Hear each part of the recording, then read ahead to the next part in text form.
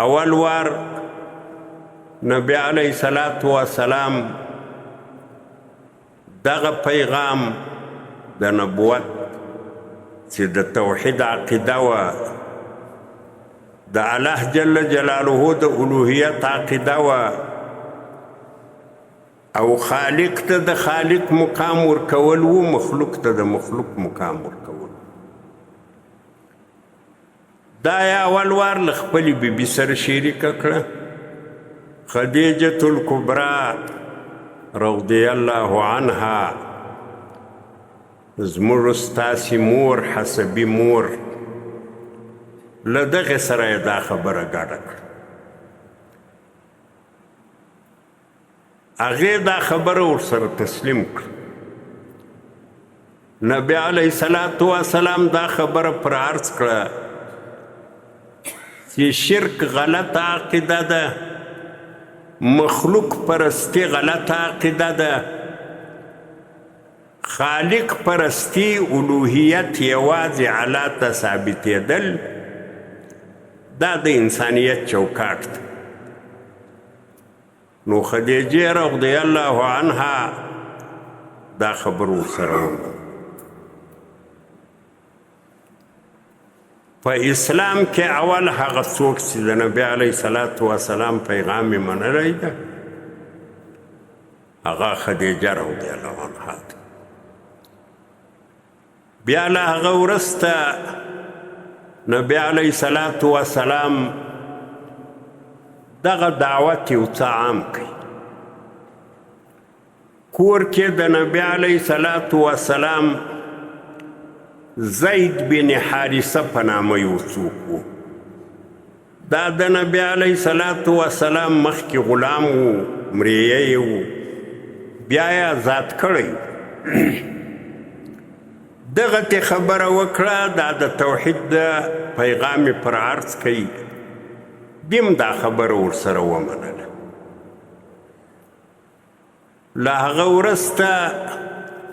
دریم څوک د نبی علیه الصلاة والسلام په کور کې علي رضی الله عنه علي رضی الله عنه ډېر د سیرت کتابونه داسې وایي چې عمر یې سن اته کاله د نبی علیه السلام د کاکا زوی و د نبی علیه السلام په کور کې اوسېدی نبی علیه الصلاة والسلام علي رضی الله عنه ته وویل دا د توحید پیغام پر عرض کړي علي رضی الله عنه ورته وویل چې زه به له خپله پلاره سره مشوره وکړم له ابوطالب سره نبی علیه الصلاة والسلام ورته وویل چې له پلاره سره به مشوره نه کوي ما خبره درته وکړه که دې زړه غواړي دا خبره قبوله کړه که دې زړه نه غواړي نور خلک به نه راخبروي بس خبره به له ځان سره پټه ساتي علي رضی الله عنه د باندې ووتی فکر یې وکړئ خبره یې خوښه سوه بېرته راوګرځېدی نبی علیه الصلاة والسلام چې ویل چې ما ته د توحید دعوه تلقین وکړه زه ایمان ته تیار دا دریم کس اوس د نبی علیه الصلاة والسلام خپل کور کې اصلاحات راغلل کور اصلاح سو له کوره د باندې خبره راووته د نبی علیه الصلاة والسلام په مکه مکرمه کې په ټول کلي کې د صدیق رضی الله عنه سره ډېر تعلقات مخکې بیم ناستې ولاړې له هغه سره ډېره وه رابطه یې سره ښه وه په نسبت و نور کلي ته نو هغه چې دا خبره وکړه دا پیغام نبوت یې پر هغه عرض کړي هغه هم بې له چونو چې راومه له هغه وروسته دعوت خو نبی علیه الصلاة والسلام بم خلکو ته دعوت ورکاوه صدیق اکبر رضی الله عنه په دې کار کې غټ کردار ادا کړی د هغه هم چې چا سره تعلق و چا سره یې اشنایي وه چا سره یې خپلوي وه چا سره یې انډیوالي وه هغو ته دعوت ورکوي د صدیق رضی الله عنه په دعوت سره هم ډېر خلک مؤمنان سو خو بیا هم خبره پټ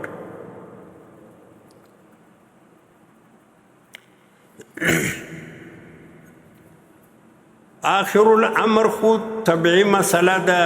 خبره ښکاره کیږي خبره چې ښکاره سوه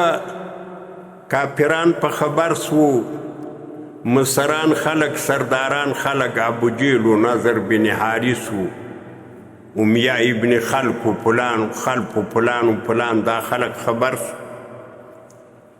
هغو مخالفت شروع کوي سخت مخالفت حتی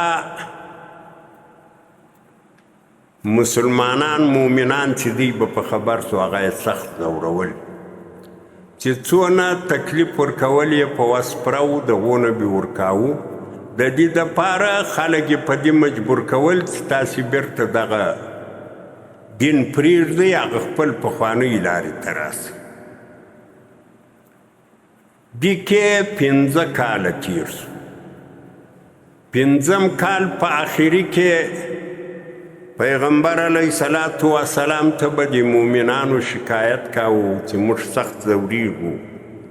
کافران هم په عذابوي هغه هم ځوروي نبی علیه صلات و سلام به دوی ته د صبر د زغم د حوصلې تلقین ورکاوه نبی علیه صلات و سلام به د دوی تسلي کوله چې الله ما ته زیری راکړی د کامیابي به زموږ وي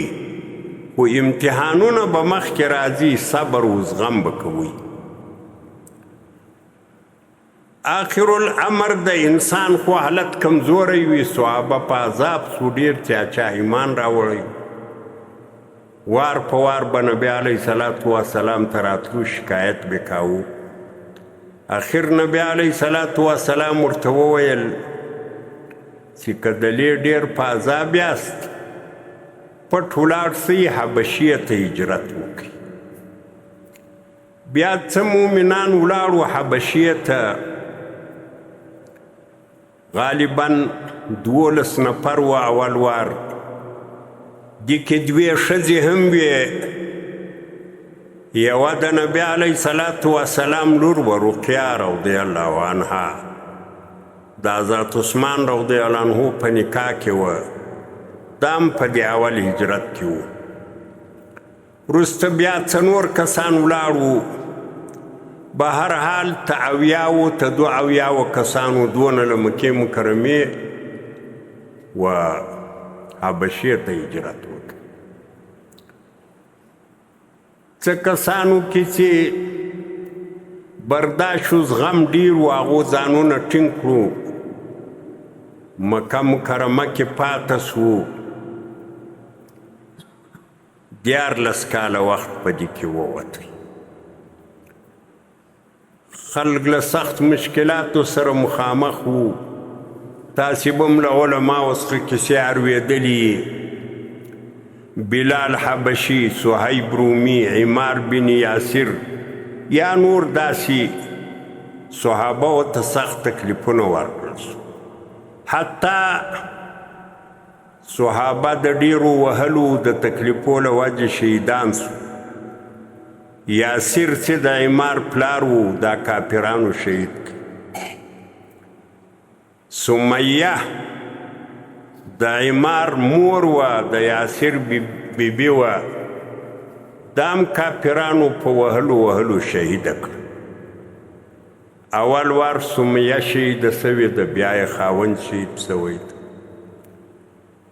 اسلام کې اول ایمان هم ښځې قبول کړی ده چې خدیجه رضی الله عنها اول شهادت هم د ښځې په قسمت سوی ده چې سمیه رضی الله